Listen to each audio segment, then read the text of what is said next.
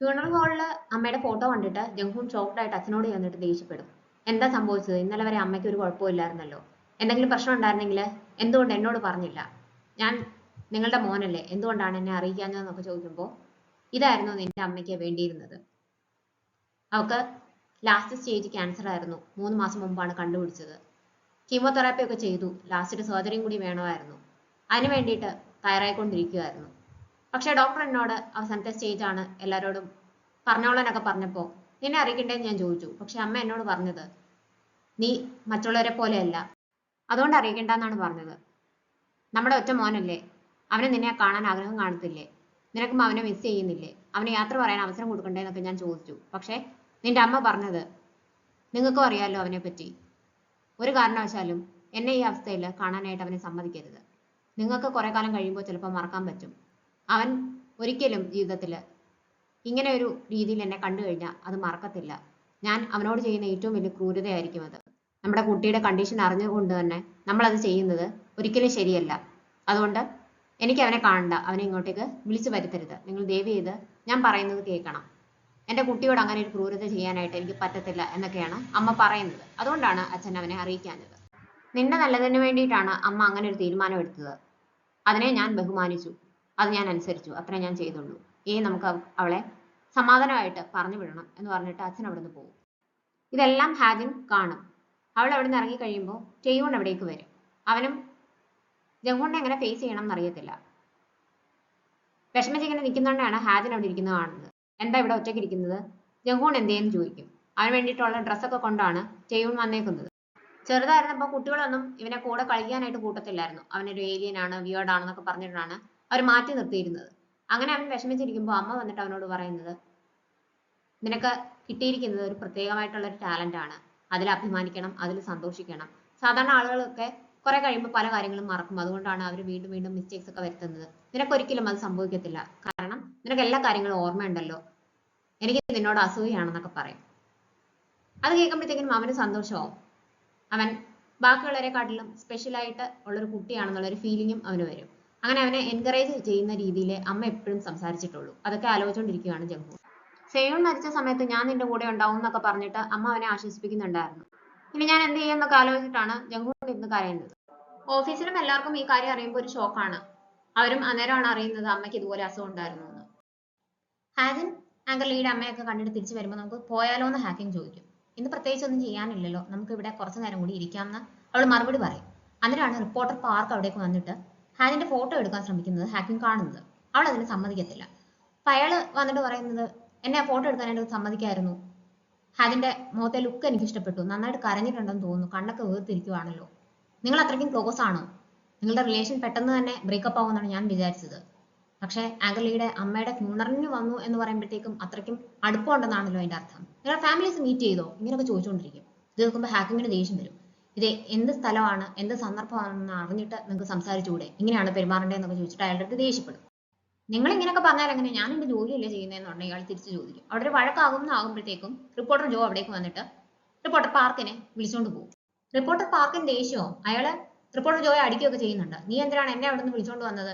ഞാൻ എന്റെ ജോലിയാണ് ചെയ്യുന്നത് എന്നൊക്കെ പറഞ്ഞിട്ടാണ് ദേഷ്യപ്പെടുന്നത്. ഞാൻ നിന്റെ സീനിയർ ആണെന്നും പറയും. സീനിയർ ആണെങ്കിൽ ആ രീതിക്ക് പെരുമാറണമെന്ന് റിപ്പോർട്ടർ ജോ ഉടനെ തിരിച്ചു പറയും. ഇയാൾക്കപ്പോൾ ദേഷ്യം വരും. നീ എന്നെ പറ്റി അന്വേഷിച്ചുകൊണ്ട് നടക്കുന്നത് ഞാൻ അറിഞ്ഞിട്ടുണ്ടായിരുന്നു. അങ്കിൾ നീ ആണോ നിന്റെ അടുത്ത് എന്നെ പറ്റി അന്വേഷിക്കാനായിട്ട് പറഞ്ഞത്? അയാൾ വലിയ ആളാണെന്നുള്ള ഭാവമൊക്കെ ഉണ്ടെങ്കിലും ചെയ്യുന്നത് ഇതുപോലത്തെ പരിപാടിയാണല്ലേ എന്നൊക്കെ പറഞ്ഞിട്ട് വീണ്ടും റിപ്പോർട്ടർ ജോയുടെ അടുത്ത് ആങ്കർ ലീയെ പറ്റി മോശമായിട്ട് സംസാരിക്കും. അപ്പൊ വാക്കുകൾ സൂക്ഷിച്ച് ഉപയോഗിക്കണമെന്ന് ഇവൻ പറയുന്നുണ്ട്. ഇതൊക്കെ കേട്ടോണ്ട് ഹാക്കിങ് അവിടേക്ക് വരും. ഇവന്റെ ഈ സംസാരം റിപ്പോർട്ടർ പാർക്കിന് ഇഷ്ടപ്പെടുന്നില്ല. നിനക്ക് മര്യാദയ്ക്ക് പറഞ്ഞാൽ മനസ്സിലാകത്തില്ലല്ലേ? മനസ്സിലാകുന്ന രീതിയിൽ ഞാൻ പറയാമെന്ന് പറഞ്ഞിട്ട് ഇവനെ അടിക്കാനായിട്ട് പോകുമ്പോൾ ഹാക്കിങ് പുറകേന്ന് വന്ന് ഇയാളുടെ കൈ പിടിച്ച് തിരിച്ചിട്ട് റിപ്പോർട്ടർ ജോയുടെ അടുത്ത് അപ്പോളജൈസ് ചെയ്യാനായിട്ട് പറയും. ഇയാളാണെങ്കിൽ ആദ്യം സമ്മതിക്കത്തില്ല. അപ്പൊ വേദന കാരണം അയാള് അപ്പോളജൈസ് ചെയ്യും. അന്നേരമാണ് ഇവള് കൈ വിടുന്നത്. ഇതിന്റെ ആവശ്യം ഉണ്ടായിരുന്നു, എന്തിനാണ് ഇതിന്റെ ഇടയ്ക്ക് കയറിയെന്ന് ചോദിക്കുമ്പോൾ ഇതുപോലെ ഇൻജസ്റ്റിസ് കണ്ടാൽ എനിക്ക് ചുമ്മാതിരിക്കാനായിട്ട് പറ്റത്തില്ല, അതുകൊണ്ട് ചെയ്തതേ ഉള്ളൂ. ഇനിയിപ്പോ നമ്മൾ തമ്മിൽ ഒരുപാട് പ്രാവശ്യം കാണേണ്ടി വരും, അതുകൊണ്ട് ഇത് ഇയാള് പോലീസിൽ റിപ്പോർട്ട് ചെയ്യത്തില്ലല്ലോ അല്ലേ നമ്മൾ ചോദിക്കും.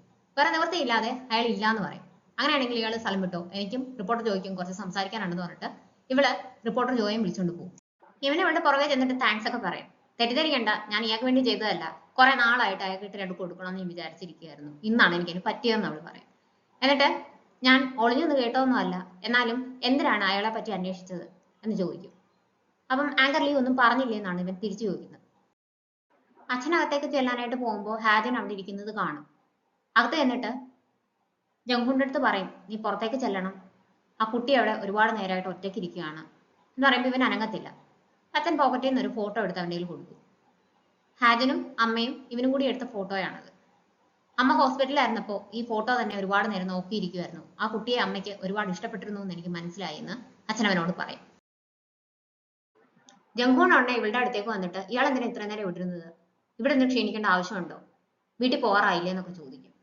കുറച്ചു നേരം കൂടി ഇരുന്നിട്ട് ഞാൻ പോകാമെന്ന് വിചാരിച്ചു എന്ന് അവൾ പറയുമ്പോൾ, ഇവിടെ ഇരിക്കേണ്ട ആവശ്യമൊന്നുമില്ല, ഇവിടെ നിന്ന് ക്ഷീണിക്കേണ്ട കാര്യമൊന്നുമില്ല, ഇയാൾ പെട്ടെന്ന് തന്നെ വീട്ടിലേക്ക് പോയിക്കോളൂ എന്ന് പറഞ്ഞിട്ട് ഇവൻ തിരിച്ചങ്ങ് പോവുകയാണ്.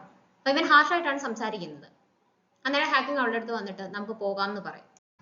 ജംഗ്ഹൂണിനാണെങ്കിൽ ആകെ കുറ്റബോധമാണ്. അമ്മയെ കണ്ടപ്പോൾ അമ്മ നന്നായിട്ട് മെലിഞ്ഞിരിക്കുന്നു, എന്തെങ്കിലും പ്രശ്നമുണ്ടോ എന്ന് അവൻ ചോദിച്ചിട്ടുണ്ടായിരുന്നു. പിന്നീട് കണ്ടപ്പോഴും എന്തെങ്കിലും വിഷമമുണ്ടോ അമ്മയ്ക്ക്, എന്തെങ്കിലും പ്രശ്നമുണ്ടോ എന്നൊക്കെ വീണ്ടും വീണ്ടും ചോദിക്കുന്നുണ്ടായിരുന്നു. പക്ഷെ ഞാൻ പിന്നീട് പറയാം, ഇനിയും കാണുമ്പോൾ പറയാം എന്നൊക്കെയാണ് അമ്മ അവനോട് പറഞ്ഞിരുന്നത്. അപ്പൊ അതൊക്കെ ആലോചിച്ചിട്ട് ഇങ്ങനെ ബോധമില്ലാതെ ലക്കില്ലാതെയാണ് നടക്കുന്നത്. ഇത് കണ്ടിട്ട് ടേയൂൺ അവന്റെ പുറകെ ചെന്ന് വിളിക്കുന്നുണ്ട്, നീ ഇങ്ങനെ വിഷമിക്കരുത്, നീ കുറച്ചും കൂടി സ്ട്രോങ് ആവണം, ഇവിടുത്തെ കാര്യങ്ങളൊക്കെ ഞാൻ നോക്കിക്കോളാം, എല്ലാം ഞാൻ ഫിക്സ് ചെയ്തോളാം എന്നൊക്കെ ഇവൻ പറയുമ്പോഴത്തേക്കിനും ജംഗ്ഹൂൺ അവനോട് ചോദിക്കുന്നത്, നീ ഒരു ഡോക്ടർ അല്ലേ, നീ എല്ലാം ചെയ്യാന്നല്ലേ പറഞ്ഞത്, അങ്ങനെയാണെങ്കിൽ എന്റെ കണ്ടീഷൻ ഫിക്സ് ചെയ്യാൻ നിനക്ക് പറ്റുമോ, ഇല്ലാന്നുണ്ടെങ്കിൽ എന്നെ വെറുതെ വിടണം എന്നൊക്കെ പറഞ്ഞിട്ട് ഇവൻ അവിടുന്ന് പോകും. അവിടുന്ന് ഇറങ്ങുന്ന തന്നെ മോഷണ ശ്രമത്തിനിടയിൽ മരിച്ചുപോയ ഒരു വിക്ടിമിന്റെ ഫാമിലി ആയിട്ട് പോലീസുകാർ സംസാരിക്കുന്നത് ഹാജൻ കാണും. എന്നാലും അയാൾക്ക് എങ്ങനെ ഇങ്ങനെ ചെയ്യാൻ തോന്നി എന്നൊക്കെ പറഞ്ഞിട്ട് അവർ കരയുവാണ്. ഇത് കാണുമ്പോഴത്തേക്കും അവർക്ക് പഴയ എന്തൊക്കെയോ മെമ്മറീസ് ഇങ്ങനെ ഫ്ലാഷ് ആയിട്ട് വരും. അവളുടെ കാലം ഒടിഞ്ഞിരിക്കുകയാണ്, എന്നാലും എന്റെ കുട്ടിക്ക് ഇങ്ങനെ വന്നല്ലോ, ഇതെങ്ങനെ സംഭവിച്ചു എന്നൊക്കെ ചോദിച്ചിട്ട് ആരൊക്കെ കരയുന്നുണ്ട്. സെയുന്റെ ഫ്യൂണറലിന്റെ കാര്യമാണ് അവൾ ഇങ്ങനെ കാണുന്നത്. പക്ഷെ എന്താണെന്ന് അവൾക്ക് കൃത്യമായിട്ട് മനസ്സിലാകുന്നില്ല. അവളിങ്ങനെ നിൽക്കുന്ന കാണുമ്പോഴത്തേക്കും എന്താ പ്രശ്നം എന്ന് ഹാക്കിങ് ചോദിക്കുന്നുണ്ട്. പക്ഷെ അവളൊന്നും പറയത്തില്ല. ഓഫീസിൽ നിന്ന് മിസ് ചോയും മിസ്റ്റർ കിമ്മും എല്ലാം കൂടി വരുമ്പോഴത്തേക്കും അവിടെ നിറച്ച റിപ്പോർട്ടേഴ്സ് ആണ്. അപ്പോൾ ഒരു ആങ്കറിന്റെ ഫാമിലിയിൽ ആരെങ്കിലും മരിക്കുമ്പോഴത്തേക്കും ഇത്രയും റിപ്പോർട്ടേഴ്സിനെ ഒന്നും സാധാരണ കാണാറില്ലല്ലോ എന്ന് അവർ അങ്ങോട്ടും ഇങ്ങോട്ടും പറയുന്നുണ്ട്. അപ്പോൾ മിസ്റ്റർ കിം പറയും, ഇത് റിപ്പോർട്ട് ചെയ്യാൻ വന്നതൊന്നുമല്ല, ഹാജിൻ വരുമെന്ന് അറിഞ്ഞുകൊണ്ട് ഹാജിന്റെ ഫോട്ടോ എടുക്കാൻ വേണ്ടിയിട്ട് വന്നതാണെന്ന് പറയും. അന്നേരം അവർ അങ്ങോട്ടും ഇങ്ങോട്ടും ചോദിക്കുന്നത് കേൾക്കാം, ഇതുവരെ വന്നില്ലേ, എപ്പോഴായിരിക്കും വരുന്നതെന്നൊക്കെ. ഇവരൊക്കെ വരുന്നതിന് മുമ്പേ ഹാജിൻ അവിടുന്ന് പോയിട്ടുണ്ടായിരുന്നു. ഇത് കേൾക്കുമ്പോൾ മിസ്റ്റോയ്ക്ക് ദേഷ്യം വരും. മിസ്റ്റോയ് എന്നിട്ട് എല്ലാവരെയും വിളിച്ചിട്ട് പറയും, നിങ്ങൾ എല്ലാവരും റിപ്പോർട്ടേഴ്സ് ആണ്, എന്നെ പലർക്കും അറിയായിരിക്കും, പലരുടെ മുഖങ്ങൾ എനിക്ക് പരിചയമാണ്, കുറെ പേര് പുതിയതായിട്ട് വന്നതാണ്, പക്ഷെ ഇവിടെ വന്നത് എന്തിനാണെന്ന് നമുക്ക് എല്ലാവർക്കും അറിയാം, അത് നിങ്ങൾ എല്ലാവരും ചെയ്തും ചോദിക്കും. ഇപ്പൊ എല്ലാവരും മിണ്ടാതെ നിൽക്കും. നിങ്ങൾ വന്നത് ഒരു ഫ്യൂണറൽ സ്ഥലത്താണ്, അപ്പൊ നിങ്ങൾ ആദ്യം ചെയ്യേണ്ടത് ഫാമിലി മെമ്പേഴ്സിനെ പോയി കണ്ട് ആശ്വസിപ്പിക്കുക എന്നുള്ളതാണ്. അത് ആരെങ്കിലും ചെയ്തിട്ടുണ്ടോ? ഇല്ലല്ലോ. നിങ്ങൾ ഇവിടെ നിൽക്കുന്നത് വേറെ ലക്ഷ്യത്തോടു കൂടിയാണ്. ഇത് നിങ്ങളുടെ ജോലിയായിരിക്കാം, പക്ഷെ നമ്മൾ ബേസിക് ആയിട്ട് ചെയ്യേണ്ട ചില മര്യാദകളുണ്ട്, പാലിക്കേണ്ട ചില മര്യാദകളുണ്ട്, അത് നിങ്ങൾ ചെയ്തിട്ടില്ല. വെറുതെ ഇവിടെ നിന്ന് നിങ്ങളുടെ വില കളയാതെ തിരിച്ചു പോകാനായിട്ട് പറയും. കൂടുതൽ പ്രശ്നമാകാതിരിക്കാൻ മിസ്റ്റർ കിമ്മും എല്ലാം അവരെ പറഞ്ഞു വിടാനായിട്ട് ശ്രമിക്കുന്നുണ്ട്. എല്ലാവരും ഒന്നും മിണ്ടാതെ ഇവിടുന്ന് പോകും. ടേയൂണിന്റെ അച്ഛനും അമ്മയും അനിയത്തിയും വരും. ടേയൂണിനെ കാണുന്ന തന്നെ ഇവരെ വിളിച്ചുകൊണ്ട് കഴിക്കാനായിട്ട് കൊണ്ടുപോകാനായിട്ട് ആങ്കർ ലീയുടെ അച്ഛൻ പറയും. അപ്പൊ ടേയൂണിന്റെ അമ്മയ്ക്കും ഷോക്കാണ്, എന്ത് പറ്റി ഇത്ര പെട്ടെന്ന് എങ്ങനെയാണ് ഇങ്ങനെ സംഭവിച്ചത് എന്നൊക്കെയാണ് അവർക്ക് അറിയേണ്ടത്. അപ്പൊ അനിയത്തി ചോദിക്കും, നീ ഇവിടെ ഉണ്ടായിരുന്നു, എപ്പോഴാണ് വന്നതെന്നൊക്കെ. ഇവര് കഴിക്കാൻ വന്നിരിക്കുന്നുണ്ടെ അച്ഛൻ അറിയേണ്ടത് ജംഗ്ഹൂൺ എന്തിയെന്നാണ്, അവൻ ഒറ്റയ്ക്കാണോ എന്നൊക്കെ ചോദിക്കുമ്പോഴത്തേക്കിനും മാനേജ് ചെയ്യും, കുഴപ്പമില്ല, അവന്റെ അമ്മയല്ല മരിച്ചത്, സ്വാഭാവികമായും അവന് എത്രമാത്രം വിഷമമുണ്ടെന്ന് നമ്മൾ മനസ്സിലാക്കണമല്ലോ എന്ന് ടേയൂൺ പറയും. ഇങ്ങനെയാണോ നീ സംസാരിക്കേണ്ടത്, അവനെ ശ്രദ്ധാപൂർവ്വം നോക്കിക്കോണം കുറച്ച് നാളത്തേക്കെന്ന് പറയുമ്പോൾ, അതെന്താ അങ്ങനെ പറഞ്ഞതെന്ന് ചോദിക്കും. അവൻ എന്താണ് എപ്പോഴാണ് ചെയ്യാന്ന് അറിയാൻ പറ്റത്തില്ല. 8 വർഷം മുമ്പ് അവന്റെ ഗേൾഫ്രണ്ട് മരിച്ചപ്പോൾ അവൻ ഏത് അവസ്ഥയിലായിരുന്നു എന്ന് നിനക്കറിയാലോ. അന്ന് നീ പറഞ്ഞത് അവൻ മാനേജ് ചെയ്തോളും എന്നാണ്. അന്ന് ഞാൻ നിന്നെ വഴക്ക് പറഞ്ഞപ്പോൾ നീ പറഞ്ഞത് അവന്റെ ഡോക്ടർ ആവുന്നതിന് മുമ്പ് അവന്റെ ഫ്രണ്ട് ആണ് നീ എന്നാണ്. നിന്നെ കൊണ്ട് പറ്റത്തില്ല എന്നോട് പറഞ്ഞു, ഞാൻ വേറെ ആരെങ്കിലും ഏൽപ്പിക്കാം. അവനെ അങ്ങനെ ഡിസ്ട്രോയ് ചെയ്യാനായിട്ടൊന്നും ഞാൻ സമ്മതിക്കത്തില്ല. അവനെ ഈ ഒരു അവസ്ഥയിൽ എത്തിച്ച പാട് എനിക്കറിയാം.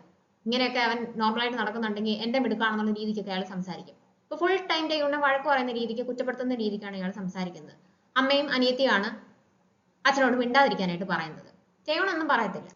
ചൂട് സാധാരണ പോലെ വീട്ടിലേക്ക് വന്ന് കയറുമ്പോൾ ഹാക്കിങ് അവിടെ ഉണ്ട്. അവളെ കണ്ടിട്ട് അവൻ ഞെട്ടുന്നുണ്ട്. നിങ്ങൾ പെട്ടെന്ന് തിരിച്ചു വന്നോ, ഞാൻ വിചാരിച്ചു ആങ്കർ ലീയുടെ അമ്മയുടെ ഫ്യൂണറലിന്റെ സ്ഥലത്തായിരിക്കും എന്ന് പറയുന്നുണ്ടേ. ഞങ്ങൾ ഇപ്പോൾ ഇങ്ങോട്ട് വന്നതേ ഉള്ളൂ എന്ന് പറയും. ഹാജിൻ എങ്ങനെയുണ്ടെന്ന് ചോദിക്കുമ്പോൾ കുഴപ്പമൊന്നുമില്ല, അവൾ ഓക്കെയാണ്, റൂമിലുണ്ടെന്ന് ഇവള് പറയും.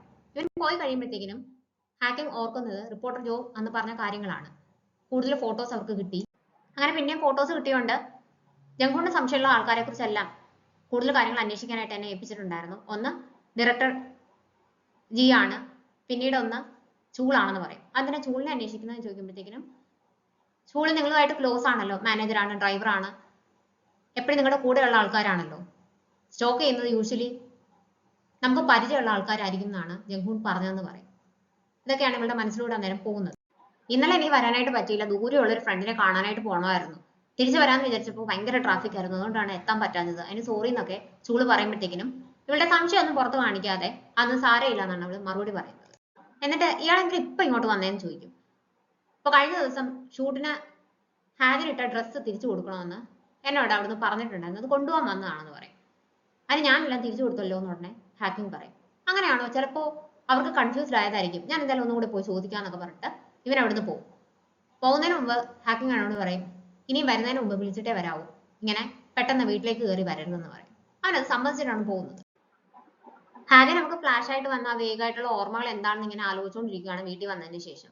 ആരുടെയോ ഫ്യൂണറലിന് പോയതാണെന്ന് അവൾക്കറിയാം, വേണ്ടപ്പെട്ട ആരോ ആണെന്നും അവൾക്ക് മനസ്സിലാവുന്നുണ്ട്. പക്ഷെ എന്താണ് ഏതാണെന്നൊന്നും തിരിച്ചറിയാനായിട്ട് പറ്റുന്നില്ല. അന്നേരമാണ് ഡോക്ടർ യുവിന്റെ കോള് വരുന്നത്.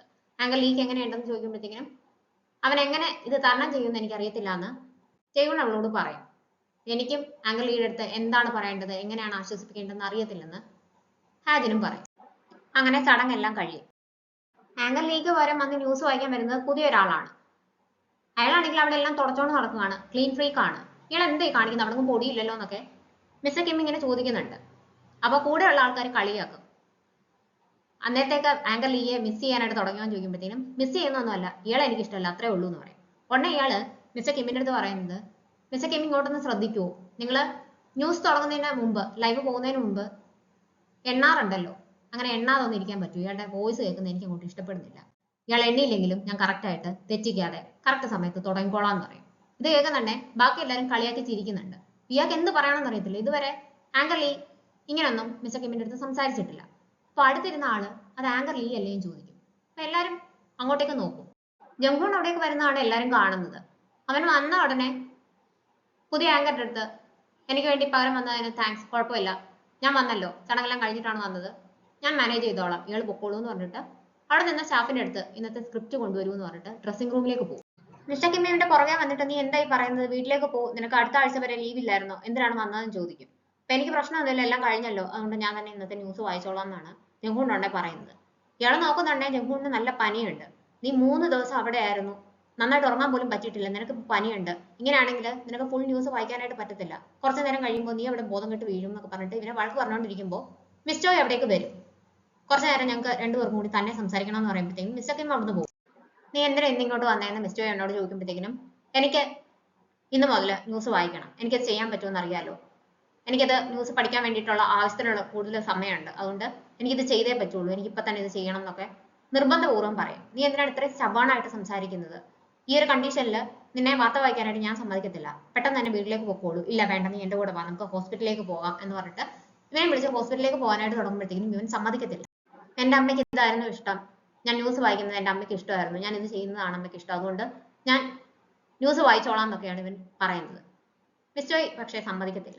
പറ്റത്തില്ല, നിന്റെ ഈ കണ്ടീഷനിൽ നീ എങ്ങനെയായിരിക്കും ന്യൂസ് വായിക്കാൻ പോകുന്നതെന്ന് എനിക്കറിയത്തില്ല, എനിക്ക് കോൺഫിഡൻസ് ഇല്ല, അങ്ങനെ ഗാംബിൾ ചെയ്യാനായിട്ട് ഞാൻ തയ്യാറല്ല, അതുകൊണ്ട് തന്നെ നീ തിരിച്ച് വീട്ടിലേക്ക് പൊക്കോളൂ, ഒരാഴ്ച കഴിഞ്ഞിട്ട് നീ ഇങ്ങോട്ടേക്ക് വന്നാൽ മതി എന്ന് പറഞ്ഞിട്ട് പോകാനായിട്ട് തുടങ്ങുമ്പോൾ ഞാൻ എന്തായാലും ഒന്നും മറക്കാനും പോകുന്നില്ല, എനിക്ക് മറക്കാനും പറ്റത്തില്ല, അപ്പൊ ഒരാഴ്ച കഴിഞ്ഞ് വന്നതുകൊണ്ട് എന്ത് വ്യത്യാസമാണ് സംഭവിക്കാൻ പോകുന്നതെന്ന് മിസ്റ്റോയുടെ അടുത്ത് അവൻ ചോദിക്കുമ്പോൾ മിസ്റ്റോയ്ക്ക് തിരിച്ചൊന്നും പറയാനായിട്ട് പറ്റത്തില്ല.